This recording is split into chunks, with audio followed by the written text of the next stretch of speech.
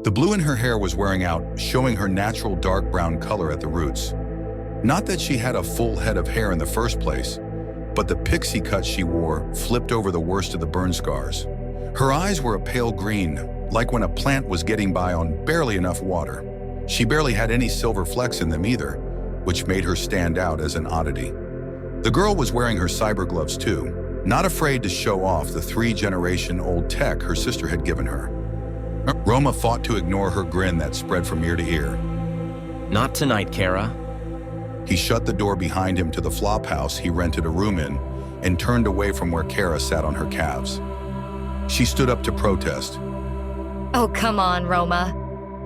A twitch of her feet and she hopped up as the wheels on the bottom of her boots rotated 90 degrees. She rolled up beside him. Something big's going down, isn't it? Roxy told me to stay home tonight. You should listen to your sister. She knows what she's talking about, he said while he converted his wheels 1 foot at a time. Anyway, I'm just going to the port salvage yard to see if I can score anything. You're blowing oil. He finished his second boot and spun to face her. Look, Kara, not tonight, okay? If your sister told you stay home and you come out with me, I'm in trouble with her. Pissing off a mid-list bounty hunter isn't my idea of a good time. She won't find out. He ignored her and went on. What happens to me if something happens to you? You get a cut that's going to need medicine, or it will fester and you'll end up losing a chunk of yourself. You're in good shape still, no tech in you. You should hold on to that. She snorted and held her hair up to show the scarring on the side of her head and ear. Yeah, because flesh is so much prettier. It is. It's real. Synthetic is real too, you know? You can even feel it. Not like it's real. Just touch, pressure. Not warm or cold or soft or hard. That's why I'm saving my credits for a ride off this ruined shithole of a planet instead of modding up. Aluzia's not that bad. We live good here in Demopolis. He shook a finger at her. See, even that sucks. Demopolis? In the 100 years since they built this place, they couldn't come up with a better name for it? Does the name matter? It saves us from what happened outside. Does it really? What if I told you what happened outside is done and over? She gawked at him a moment. What? How? The Great Wars. They called it multiple extinction level events. Radiation and firestorms and nothing left alive. Nothing could survive that. He waved his hand. All that shit ended a long time ago. Stuff is growing out there, Kara. Grass, weeds, flowers, trees. Flowers? He stopped and nodded. Yeah, flowers. Not like big pretty ones like you see on the streams, but wild flowers. You're going out there. No, I'm not. You are. You're going salvaging outside. Shut up. He looked around for anyone that might be listening. I am not. Nobody gets out, you know that. Only way is up the elevator to the spaceport. If that's true, why are you so worried someone's gonna hear me?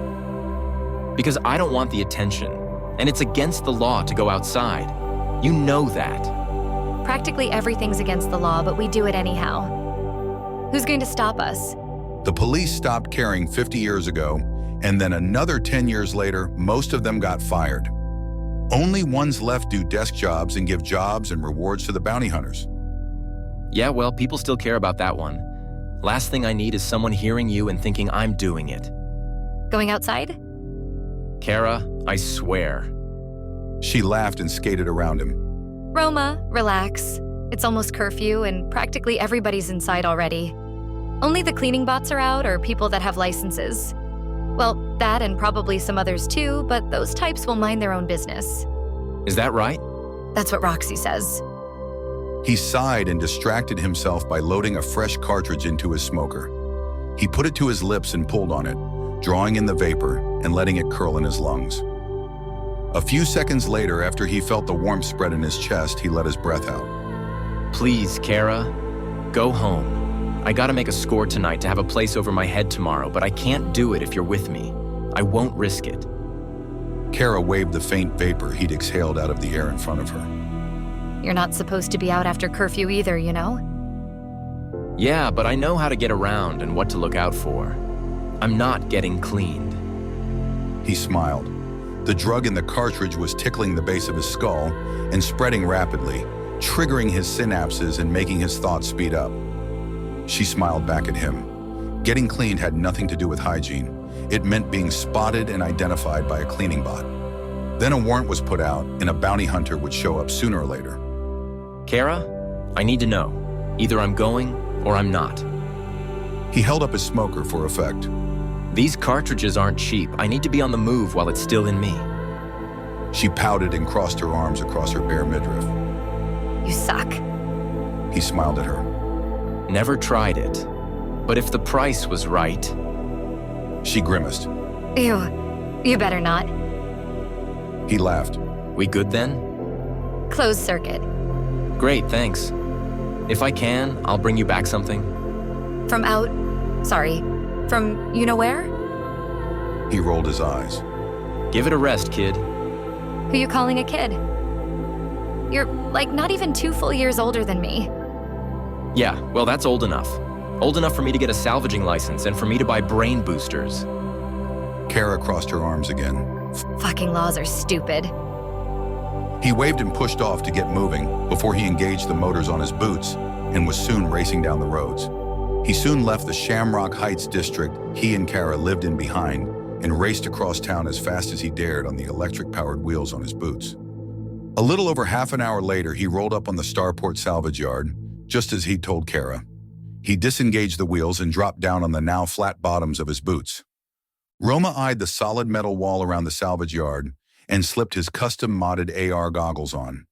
It was 3 minutes past curfew, and the cleaners would be out any time. Not that they were a big problem, it was just better to avoid them. Being cleaned wasn't even that big of a deal for most people. A bounty hunter wouldn't bother bringing you in unless you had at least 10 or 12 violations. The reward wasn't worth the effort otherwise. He walked up to the gate of the yard and tapped twice and then 3 times on the personnel door. The window slid back and a voice came through the speaker. Bad night to be out. So let me in. The voice didn't respond, but the lock clanked as it released and the door pushed out. Roma stepped around it and ducked through, then stopped short before the towering man in front of him. He looked at the man and forced a smile past the metal plates that made up some of his belly and chest. Hey, Sturge, I got your chits. Sturge grabbed the stamped metal currency and dropped them in a bin that opened on his side. He grunted and stepped back out of the way. Roma turned and looked out the window at the garbage chute that ran diagonal across the sky from the salvage yard to the elevator a half a kilometer away. From there, the elevator and chute both rose straight up and out of Aluvia's atmosphere to the geosynchronous space station. What's up there today anyhow? Lots of buzz around town, but nobody's knows nothing. Couple standard transports and a utility-class ship. I heard the skipper was some kind of super rich inventor or something. Kid, you been licking the wrong batteries. That ship's weird, but it don't look like much. Really? I heard... Come here. Sturge limped over on his robotic legs to a computer panel. He tapped a few buttons and the screen lit up, showing a modified utility ship. The Rebexa? No better specs than that? This is just transponder details. My boy up top said scans aren't working. They had to do a manual inspection. Roma studied the ship and nodded. The quality of the picture wasn't great, but the ship's hull looked off. There was something about it, something that bothered him. Didn't find nothing, though. Just a lot of fancy equipment and a bunch of half-naked women. Roma jerked up. What? Sturge laughed so hard he had to clap a metal hand to his metal belly. The resulting clang echoed in the small office. The crew, not passengers. All-girl crew, from the skipper to security. No kidding? Sturge shrugged, his right shoulder pulling at a bad union between his meat shoulder and the prosthetic arm attached to it. They're pretty good-looking, too, from what I hear. Roma blushed and then sighed and turned away. Big deal. They're up there, and we're down here. Couple of cyborgs on the crew, too. Roma spun back around. What? Really? My guy said one's got a whole body replacement. She's the skipper's bodyguard or something. But he said her body's not like nothing he's ever seen. Looks organic, but it's not. Smooth and fluid and sexy. Sexy? He'd never seen anybody with prosthetics that looked sexy. Well, maybe Roxy, but she still scared him more than anything. Her arm looked almost normal with the synth skin over it. Moved almost normal too, but it was off just enough to make it more obvious than if she'd just gone full tactical with it. Sturge nodded. What about the other one? Sturge grinned, which made the metal eye socket and eyeball on the left side of his face look like he was leering. She's not a full body replacement, but a good bit of her is. She's where the sexy really comes in, he said. Told me he tried snapping some vids of her too, but they were corrupted. Wow. Roma glanced at the image of the ship again. He nodded. There was definitely something special about it. The plating didn't look like any metal he'd seen before. Sure, it could be paint, but not many people went the trouble and expense of painting a spaceship. Same deal as always. You show me what you got, and I'll let you know if it's flat rate or commission. Yeah, I know. He moved past Sturge to the door on the other side of the office and opened it. You're a greedy old man. You know that? Sturge cackled and clanged his metal hand against his right leg. Takes money to fix things. Haven't been able to walk right in almost a year since I got my new legs. Legs you cobbled together out of spare parts. Same as what you're doing. Not the same. I'm fixing, building, and selling. I'm not living with it. Sooner or later you will be. Later, maybe. But not if I don't get to looking. Scoot, kid, and keep your head down out there. You ain't the only one scrounging. Salvaging. Sturge waved his metal hand. Whatever. Get. Roma ducked out the door. Floodlights set up on the inside of the 4-meter-tall wall lit up the outside of the aisles of refuse. The simulated starlight on the dome far overhead did little to illuminate the junkyard. In between the aisles, the only light Roma had was what he took with him, or in his case, the amplified images in his augmented reality goggles. There were noises in the junkyard too. Some of them might have been from rats trying to find some organic waste left behind, but mostly they came from other salvagers. Every one of them probably heard the same story Roma heard about the Rebecca and her crew. Every one of them was just as powerless to do anything about it. He sighed and focused on what really mattered, finding junk he could use. Roma made his way back through the aisles of discarded parts. This close to the entrance, the good stuff had been picked over years ago. In some cases, it was barely even fit to be broken down for raw materials. It still would be, of course, but only when better selections had been hauled away to the melter. Dark holes in the junk were signs of previous excavations. Trash lay on top of trash, piled in whatever organizational method was in play by the manager at the time. Sturge complained that the current one was focused on grouping metals together instead of similar parts, which the prior two had preferred. It made for an organizational nightmare, but processing it for reconstitution into base materials should be more efficient, which meant more cost-effective. That's what really mattered, saving a buck and probably pocketing the difference. Roma wasn't bitter or frustrated at the grift. He was envious. Sturge probably was too. Having a position where he could tweak a process to make himself more credits was the goal after all.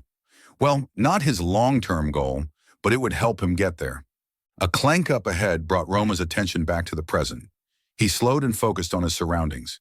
Generally, salvagers kept to themselves and stayed out of each other's ways, but not always. Sometimes, especially if there was a crew, they could get territorial. Or worse, they might use their superior numbers to just take what he had. It had happened before, but he liked to think he was smart enough to avoid that now. Roma edged forward, hugging the often jagged edges of broken metal alloy plates, beams, and ceramic sheeting. Another passage through the junkyard branched away to the right. Some scuffling and a few squeak of metal dragging against metal told him someone was down this new aisle. He crept past, balancing stealth and speed until he was moving toward his destination. 10 minutes and 2 diversions later, he was there. He picked up one end of a carbon graphite beam and shifted it to the side so he could move the partial thruster housing beneath it aside. The polymer sheathing plates had long been removed from the thruster, leaving it with next to no value. Beneath that was the wheel from some sort of construction vehicle that was probably 30 or 40 years old. The tire had been removed and recycled probably before Roma had even been born. The wheel itself was big enough and heavy enough that there was no way he was going to lift it. The good news was he didn't have to. He climbed up and over the rim and then dropped down between the thick spokes. It was a tight fit, but he still had a few centimeters of clearance. Inside it was even darker, but there was still enough light for his goggles to enhance his surrounding and show him his target. An iris built into the ground that was wedged open. Roma took out the coil of tri-polymol wire and attached it to a spoke in the wheel. He routed the cable through a mini winch and then dropped the rest down the opening. He hooked the winch to his belt and tested it to make sure it moved in both directions and that the power level was full.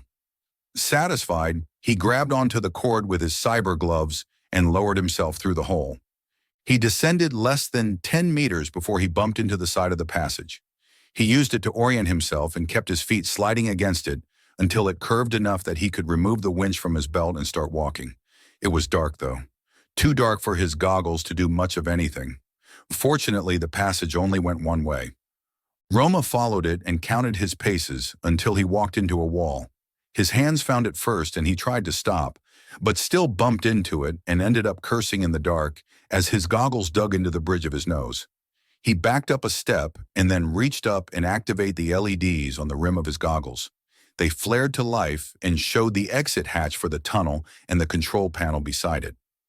Roma knew exactly how to remove the face of the panel this time and made quick work of it. Inside, the microelectronics had already been mapped out and he had a jumper in place. All he needed to do was activate the circuit and the iris sealing the entrance shut slid open with a faint tremor in the passage around him. The sound was minimal, just a light rasping of metal on metal, aided by the dry lubricant he'd applied the last time he'd come through.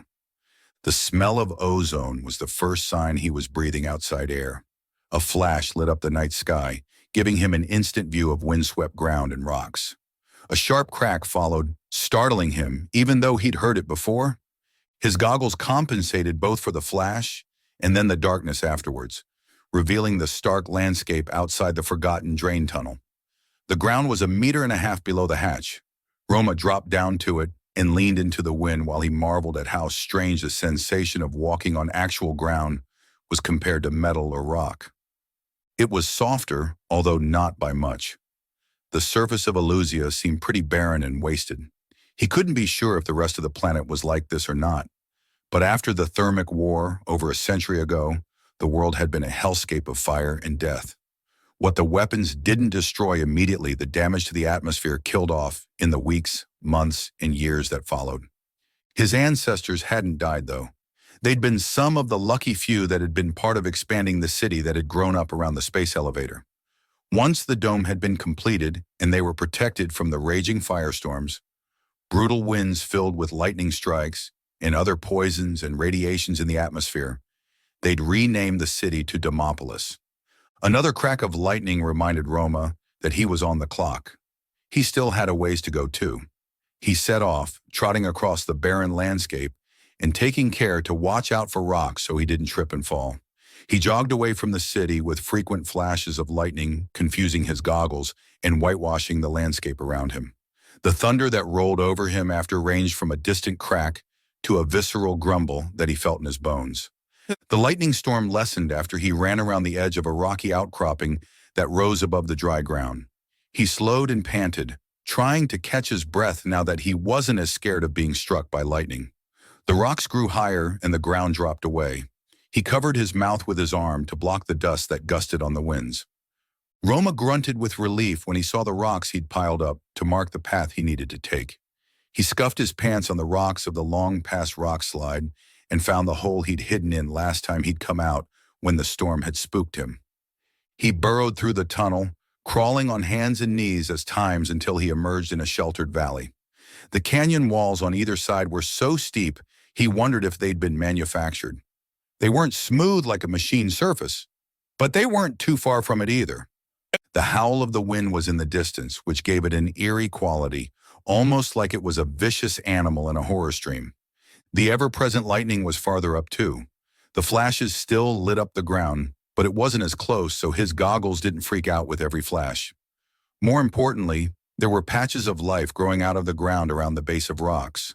Thin, sharp blades of a type of grass, and even, as he told Kara, small wildflowers that grew and bloomed in hopes of attracting bugs that hadn't lived in a century. More important than the grass or flowers was what they grew around and out of. It wasn't just in the cracks of rocks, but also in the husks of what had once been deadly machines. There were 2 weapon platforms that had been dented, charred, and broken apart. One was on each side of the valley. In the middle were the scattered remains of vehicles, some larger and some smaller. Machines that had once moved under their own power and had their own offensive and defensive systems. They reminded him of archaic tanks and giant humanoid robots. The machines were dead. Even before time wore them down, they'd been destroyed by whatever warring faction had been their enemy. Inside their skeletal remains, Roma had glimpsed treasure, though. He barely had time to scavenge more than a few wires and a module or 2 that he hadn't even understood before. Now he had a few hours to start picking through the salvage. Instead of the tank-like vehicle he'd explored last time, he made his way up the fallen rocks to the platform on the left side of the ravine. He crawled up on top of it and marveled at how sand and dirt was slowly covering the top portion of it. The gash that ran diagonally across the top marked the line where the windblown earth had stopped. He saw signs of 2 massive barrels, but only the stubs of one of them remained. Roma swung over the edge of the hole in the armored platform and dropped down inside. He landed on uneven footing and stumbled backwards into a wall. His LEDs lit up the interior of the exposed platform. It was small and covered in dust where dirt hadn't actually collected in piles, such as where he'd landed. He spun around and decided he was in a hallway. Melted and battered hatches on the wall promised something useful, but he could see at a glance he'd need better tools if he wanted to open it quickly. He walked down the hallway to a half-buckled door at the end of it. Based on the directions the barrels faced, he was looking at the front of the weapon platform. The door dirt piled around the base of it, but it wasn't one that swung it or out. It slid into a wall. With a little work and a little luck, okay, a lot of luck, he might be able to make something happen.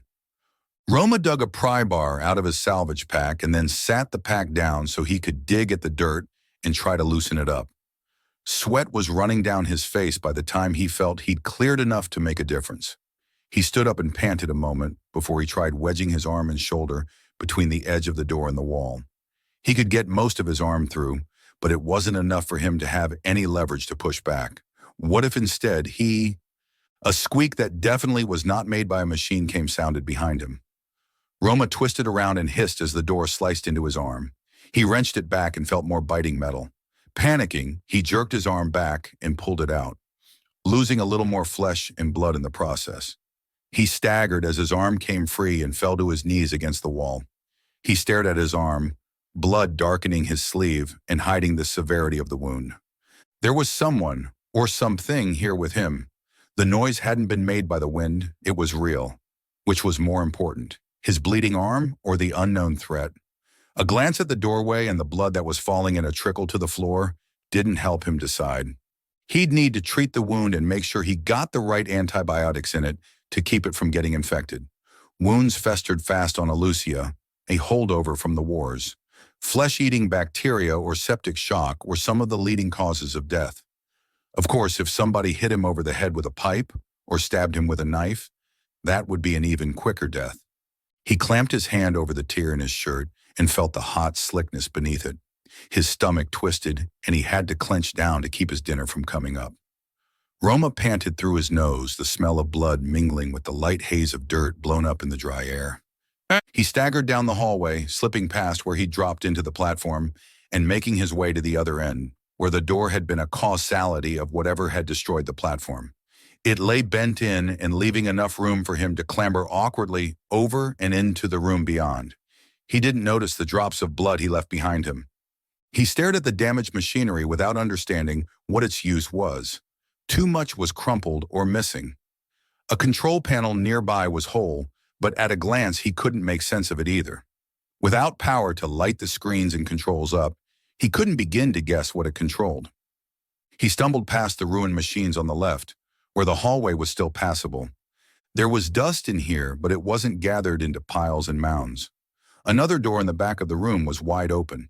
Through it, he stared down a staircase that twisted back on itself once at a landing. He lurched down the stairs and blinked through the sweat that was stinging his eyes. He almost tried to wipe it out of them, until he remembered his hand was covered in blood. His blood. His mouth and throat were dry, so he swallowed to try and moisten it. It didn't seem to help. Each step down was weird. He turned on the landing and almost headed back up the stairs until, with a shake of his head and a soft grunt, he realized he was supposed to go down, not up. Down would get him away from whatever was after him. He could hide until it left and maybe tend to his arm. He had some first aid supplies. He cut and scraped himself all the time. It was a danger of this job. Not like this, though. This one might be bad. His body felt tingly as he staggered down the second flight of stairs to another door. This one was closed, though. He stared at it, and then at the panel beside it. Taking it apart would require both hands, which meant he'd bleed again, if he was still bleeding. It had been a while. Maybe it had stopped. Maybe it was just a small scrape. Roma leaned against the wall and let go of his arm. He barely pulled it away when he felt the splash of blood against his palm. He clamped his hand back down on it and gasped. His mouth was dry again already. What was it about the air outside? It sucked the moisture out of him. Roma. Roma spun and saw Kara leaning over the railing and looking down at him. She rushed down the stairs and gasped when she saw him, and the blood soaking his arm and his leg where it dripped onto it. Kara? Oh no, what happened? Are you okay? He shook his head to clear it. Kara, be quiet. There's something up there. It's coming for me. For us. I wanted to get in this door and hide, but it's shut, and I can't let go of my arm. That's a lot of blood. He nodded and took a half step to catch his balance. Roma, you're scaring me. He ignored her. The door. Can you open it? She looked at it and shook her head. It's shut. There's no lever or knob or handle or anything. My pocket. I've got a shim, a pry bar. Try that. She checked his pants, patting him down roughly and then finding it on the side with all the blood. She grimaced as she pulled it out and held it gingerly while she moved to stand next to the door. Where do I stick it? You're too young to ask me that. Roma? The tone of his voice shocked him back to lucidity. He blinked and glanced around, understanding his situation in a rush. Right, sorry. I don't know how you... Wait, are you really here? What? Yes? Of course I'm here. Okay, sorry, I've been feeling weird. I noticed. How do I open the door? First, you need my pry. Oh, you've got it. Good. Okay, try jamming it in down low, where the door meets the door jamb. Give it a kick to wedge it in. Good. Okay, now wrench on it. Pull it toward you, away from the door. Holy shit, it's working. Kara grinned at the almost centimeter-wide gap she'd created. She looked up and frowned. The door had moved at the bottom but not the top. Now what? Same thing, but up high. Oh. Duh. She put the pry bar near the top and tried to pry it out. The tool slipped and she nearly dropped it. She cursed and started over at the top. This time she wiggled it back and forth to get it in place, and even tried punching the end of it to drive it in. She was able to force it out a couple millimeters before the bar slipped again. Her third attempt moved it almost 2 centimeters now that she'd made some room. Back to the bottom now. She repeated the process and got the top and bottom moved out almost 3 centimeters before she ran out of leverage with the bar. Now what? Open it? Kara stamped her foot and reached for the exposed edge of the door. How? The bar doesn't work? Do you expect me to just pull it and... Oh. It opened. Roma turned and looked at the open doorway. Light from his goggles poured through and showed a barracks complete with bunk beds, trunks, lockers, and bodies. Whoa. Is this... Am I seeing what I think I'm seeing? Kara nodded but couldn't look away. What even are these? What are they? People. Full body mods. Soldiers, probably. But they're dead. I mean, they are dead, right? Roma looked at the skeletal remains of skull in one bed. Wispy dust around it gave evidence that it had once been hair that had fallen off as the skin decomposed. Yeah, they're dead. Wow. These are worth a fortune. I'm set. I'll be rich, Kara. I can get out of here and go somewhere else. Buy my own ship even, maybe? Kara turned on him. Really? You'd leave? He stumbled in past her, blood pooling at his foot from where it drained down his arm. He made it to the first body and leaned against the bunk bed. He stared at the bottom bunk and paid no mind to the bleached skull only centimeters away from his head. Roma? We've got to get these back. Roma? Roma turned and looked at her. Kara? What?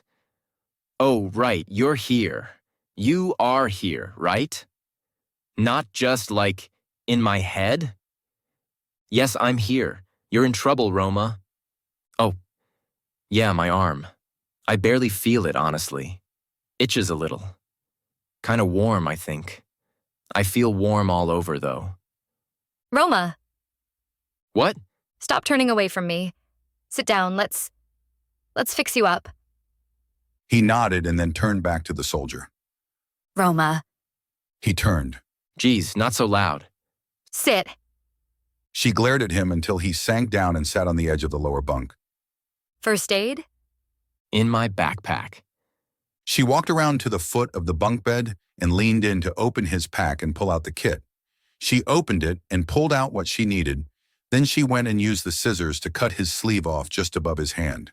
She had the rest ready and gently pulled at his wrist until he let go of his arm. Blood dribbled out and ran down his blood-stained skin. Kara gagged and had to look away. She swallowed down her bile and grimaced. When she looked back, she gathered her breath to speak. It's not spurting. That's good. Now don't move. She smeared cream all around the bandage and pushed it against his arm. She held it for a second and saw him staring at the cyborg beside him. Hey, Roma, hold this for a minute. Huh? Oh, yeah, okay. She let him put his hand back over the new bandage and moved to take out a variable pressure wrap. She prepped it and made sure he was still with her. Okay, let go. Roma,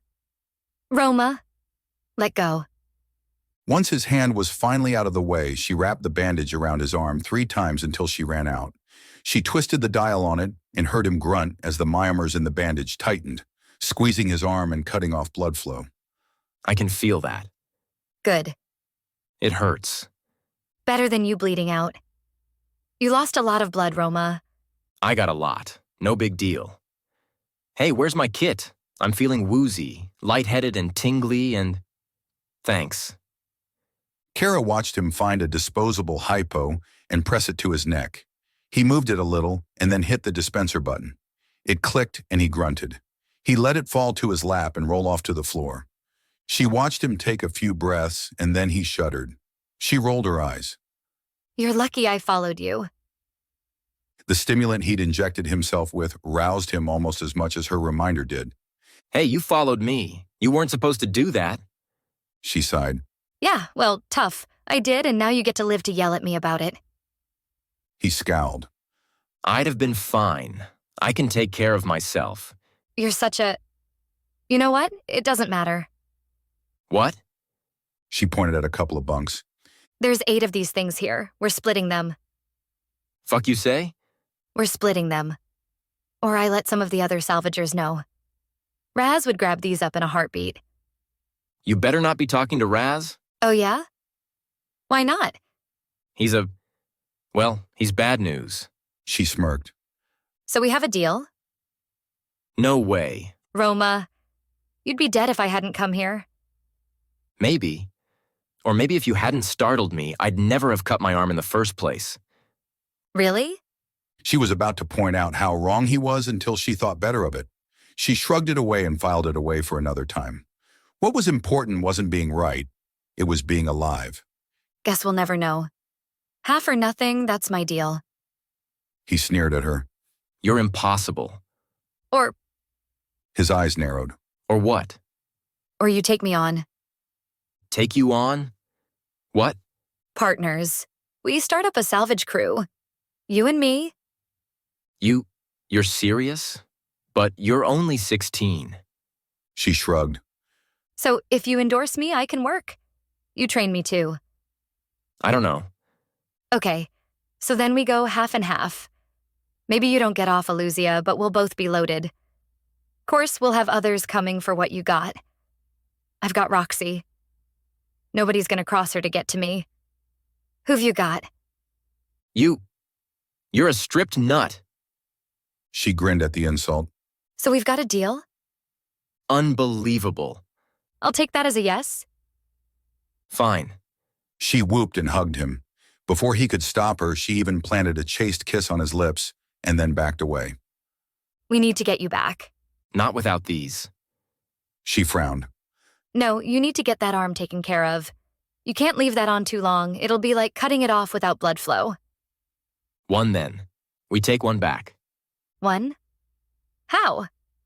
You're in condition to carry it, and I'm not strong enough. He grinned. Easy watch. Watch what? Roma turned to the cyborg and attempted to reach into the neck cowling. He grimaced as he kept brushing his hand against the cyborg's jawbone and the top few vertebrae of their spine. Finally, he pushed the skull out of the way and found the release to disengage the connections to the spine. He tugged the biological remains out of the way and was able to access the controls hidden inside easily with one hand. What are you doing? These things have nuclear power cores. Don't worry, it's shielded, and even if it wasn't, the radiation leakage is minimal. How do you know that? I'm a salvager. I know all sorts of things. Kara harumphed and crossed her arms. Anyhow, they test the bodies out and make them available to return even if the controller isn't there. You mean dead? Or before they've been installed. Oh, right. So, Roma stumbled back as the body sat upright in bed and then climbed to its feet. It slammed into the upper bunk and teetered forward, bumping Kara before it righted itself. She staggered back and yelped. There. Now it will come with us. It will? But it's got no head. Limited sensors will keep it going as long as we stay within 5 meters of it. Oh. Okay. I could do the rest. Kara looked at headless humanoid body and shuddered. Nope. One's enough. This time at least. Fine, let's go then.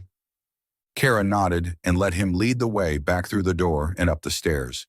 The mechanoid followed, each polymer foot striking the stairs with an unnatural thump. Roma paused when they made it back to the gash in the roof of the platform and stared at the dried blood stains on the ground, leading to the door where he'd cut himself. He shook his head and looked up instead. I don't think I can make it. Sure you can. She laced her fingers together and braced herself against the hallway wall. Climb up. I'm heavy. Shut up and climb. He shrugged and put his good hand on her shoulder to help balance. His foot went in her cupped hands and he stood up, rising awkwardly.